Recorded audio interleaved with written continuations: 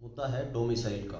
और हमारे हरियाणा के सीएम हैं खट्टर साहब, उनका कल बयान आया कि अगर 15 साल का जो पहले जैसे नियम था कि 15 साल यहाँ पर जो बाहर का आदमी वास कर लेगा तो उसका डोमिसाइल बनाया जाएगा, अब 5 साल का इन्होंने कर दिया था। कहने को तो इन्होंने कहा था कि भाई हम इसको 75% जो युवाओं को, हरियाणा के युवाओं को नौकरी देने के लिए नियम लेके आ रहे हैं, उसके साथ इन्होंने लगा दिया कि डोमिसाइल की शर्त घटा के 15 से 5 साल कर दी। अब खट्टर साहब कह रहे हैं कि ये इस पे सबकी सहमति थी, होगी सबकी सहमति, हरियाणा वालों की तो नहीं थी। आप लोग ऊपर चुन के भेजे हो, आपकी होगी नहीं होगी वो आप लोगों की सिरदर्दी है, लेकिन हमारी सहमति नहीं है हरियाणा वासियों की। कारण ये है कि खट्टर साहब कहते हैं कि इससे लगभग लोग जो बाहर से कमाने यहाँ पर आए हैं, यहाँ पर काम कर रहे हैं, वो लगभग लोग डोमिसाइल से बाहर हो जाएंगे, उनके वोट के अधिकार से बाहर हो जाएंगे। अब समझ में ये समझने की कोशिश हमारे को हरियाणा वालों को करना है कि ये सीएम हरियाणा का है या बाहर स्टेट वालों का है। ये कैसे आदमी हम लोगों ने पाल लिए हैं और इनको इतनी भी समझ नहीं है कि तुम सीएम कहाँ के हो। सपोज करिए कि वोट का जो अधिकार है अगर वो लगभग बाहर से आए जो दूसरे स्टेटों के लोग उनको मिलेगा, तो बाहरी दिल्ली की तरह कोई मिश्रा सांसद यहाँ बनेगा। जैसे दिल्ली में मनोज तिवारी जी किसी पार्टी के अध्यक्ष हैं, ऐसे यहाँ पर कोई बाहर का अध्यक्ष बनेगा, पार्टियां भी ऐसे ही बनाएंगी, क्योंकि वोट डेमोग्राफी चेंज हो जाएगी, जनसंख्या के जो सिस्टम है वो चेंज हो जाएगा।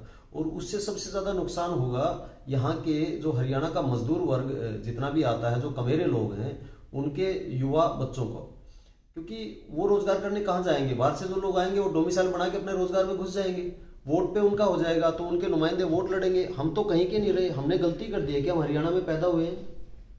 प्रॉब्लम इस चीज की है। और सबसे बड़ी दिक्कत हमारे लोगों की है कि हमारे लोग मेन जो मूल मुद्दे हैं उन पे सोचते ही नहीं कभी। पिछले 7 साल से खुद हम इस मुद्दे पे काम कर रहे हैं। दिल्ली एनसीआर के आसपास हम लोगों ने 22 पंचायतें करी थी और उसमें ये सबसे बड़ा मुद्दा था कि डेमोग्राफी को चेंज होने से बचाइए, क्योंकि दिल्ली के लोग इसको भुगत रहे थे। अगर हमारे हरियाणा के बच्चों को रोजगार के आगे लिए बात करनी है और अपना वोटिंग का अधिकार और अपने सारे अधिकार, खासकर यहाँ के नेताओं को, जो हरियाणा मूल के नेता हैं, उनको भी ये बात सोचनी चाहिए। अभी हुड्डा साहब ने अब उठाई है, क्योंकि अब कहीं ना कहीं उनको लगा होगा कि ये मुद्दा है, लेकिन 7 साल से अगर वो इस पे एंटी वोटिंग करते या इस पे मुद्दे को उठाते तो शायद ये बात बढ़ जाती। हम लगातार कह रहे हैं कि 1991 के बाद ही आपका जिसको भी डोमिसाइल है वो रद्द कर देना चाहिए। ये 1991 से पहले जो ये आदमी यहाँ बसा हुआ है बाहर से, उसको मिले। अगर बिहार का आदमी बिहार में उसके अपने सारे अधिकारों के साथ रहता है तो हमारे को कोई गलती नहीं। दिक्कत ये है कि उसको वहां पर रोजगार नहीं मिले, उसका विकास नहीं हुआ, इसलिए वो यहाँ आता है। दूसरा क्या होता है कि वहां के जो भी हैं, दुबे जी, पांडे जी, चौबे जी, उनको यहाँ पर फ्लैट्स बना बना के, जैसे दिल्ली में फ्लैट्स, गुड़गांव में आप देखोगे कि तो जंगल के जंगल, कंक्रीट के जंगल पैदा हो गए हैं। पहले फ्लैट्स बनाएंगे, फिर यहाँ पर रोजगार देंगे, फिर उनको आकर्षित करेंगे, फिर उनको यहाँ पर लाके डंप कर देंगे, डंप करके फिर उनके 5 साल के बाद डोमिसाइल बना देंगे और हमारी जो जनसंख्या है उससे ज्यादा उनकी जनसंख्या हो जाएगी। तो प्रॉब्लम है हमारे को, साफ कह रहे हैं, ये बिल्कुल नहीं चलेगा। और इसका इलाज चाहे आप समझाइश से आए, चाहे किसी भी चीज से आए, चाहे कलम से आए, जागना पड़ेगा हरियाणा वालों को। और बेशक इसके लिए अगर लठ भी उठाना पड़े तो हम कहते हैं कि बेशक उठा लीजिए, क्योंकि नेताओं को अगर लठ की भाषा समझ में आती है तो लठ कई बार मजबूत, अच्छी कलम अगर कलम लिखती रहे उसके लिए मजबूत लठ का प्रहरी होना जरूरी है।